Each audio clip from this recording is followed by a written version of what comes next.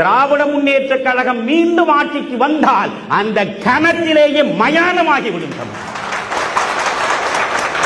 மறந்து விட்டீர்களா நீங்கள்? 2006 இருந்து 2011 வரை இடைப்பட்ட 5 ஆண்டு காலம் அவனவன் சொத்தை அவனவனால் காப்பாற்ற முடிந்ததா?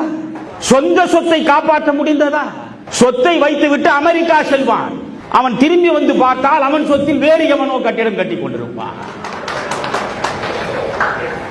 எத்தனை ஆயிரம் ஏக்கர் நிலங்களை ஜெயலலிதா அந்த நிலம் மீட்பு சட்டத்தை கொண்டு வந்து திரும்ப கொடுத்தார் என்று உங்களுக்கு தெரியுமா?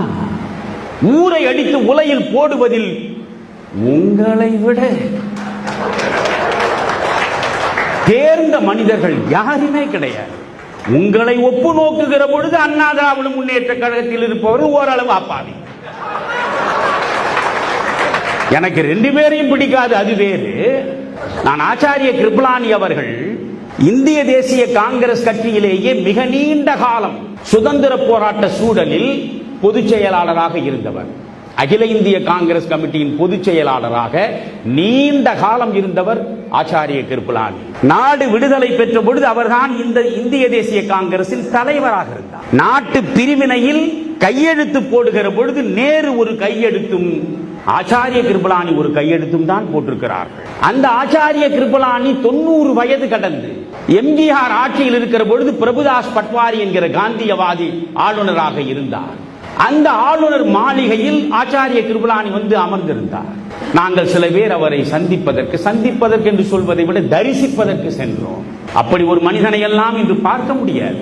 அவரிடம் பேசிக் கொண்டிருந்த பொழுது இந்த தமிழ்நாட்டில் இருக்கக்கூடிய கட்சி நிலவரங்கள் குறித்தெல்லாம் அவர் கேட்டார். அப்பொழுது அந்த நேரத்தில் ஜனநாயகம் குறித்த ஒரு அற்புதமான விளக்கம் கொடுத்தார். நான் அதை பதிவு செய்திருக்கிறேன். In democracy we have no choice to choose between good and evil. We have only choice to choose between greater evil and lesser evil என்றார்.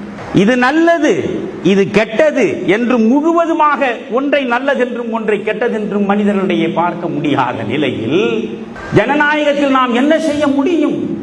இருக்கக்கூடிய தீமைகளில் சிறிய தீமை எது என்று பார்த்து அந்த சிறிய தீமைக்கு வாக்களிப்பதை தவிர ஜனநாயகத்தில் வேறு வழி இல்லை என்றார். அப்படி பார்க்கிற பொழுது திமுகவை ஒப்பு நோக்குகிற பொழுது அதிமுக சிறிய தீமை, அதில் ஒன்றும் பிரச்சனை இல்லை. அதிமுகவில் இருப்பவர்கள் கொள்ளையடிக்கிறார்களே, இவர்களை போய் நீங்கள் ஒப்புக்கொள்வீர்களா என்று கேட்டால், நண்பர்களே, நேற்று வரையில் திராவிட முன்னேற்ற கழகம் இப்பொழுது ஆட்சியை இழந்து ஏறக்குறைய 8 ஆண்டுகளுக்கு மேல் ஓடிவிட்டது.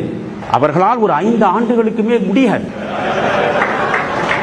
அடுத்தவன் சொத்தை சுரண்டாமல் 5 ஆண்டுகளுக்கு மேல் இருந்தால் செத்தே விடுவார்.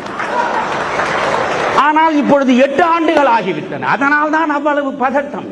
நீங்கள் யோசித்து பாருங்கள். நாளையே நாங்கள் ஆட்சிக்கு வந்து இப்பொழுதே அவர் வந்து விட்டார்கள். இன்றைக்கு தமிழ்நாட்டில் பெரும்பான்மையாக அவர்கள் உள்ளாட்சி அமைப்புகள் வந்து உட்கார்ந்து விட்டார்கள் என்றால் முடிவெடுத்து விடுங்கள்.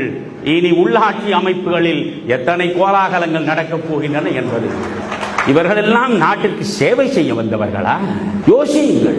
இவர்களில் ஒருவராவது காந்தி உண்டா? ஒருவராவது காமராஜ் உண்டா? ஒருவராவது கக்கன் உண்டா? நான் துக்ளக் விழாவில் பேசுகிற போது அதைத்தான் கேட்டேன். இந்த ஆட்சி கலெக்ஷன், கமிஷன், கரப்ஷன் என்று திரும்ப திரும்ப ஸ்டாலின் சொல்கிறீர்களே, இந்த கலெக்ஷனையும் கரப்ஷனையும் கமிஷனையும் தமிழ்நாட்டில் அறிமுகப்படுத்திய புண்ணியவான்களே நீங்கள் தானே. நீங்கள் பேசலாமா என்று இதை பேசலாம். யார் பேசலாம்? காமராஜ் இருந்தால் பேசலாம், கக்கன் இருந்தால் பேசலாம், வாசன் பேசலாம், பொன் ராதாகிருஷ்ணன் பேசலாம், தமிழறிஞர் மணியன் பேசலாம். நீங்கள் பேசக்கூடாது.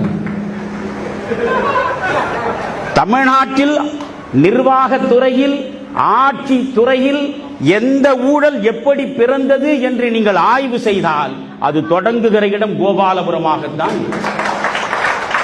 கோபாலபுரத்திலே இருந்து தொடங்கித்தான் பிறகு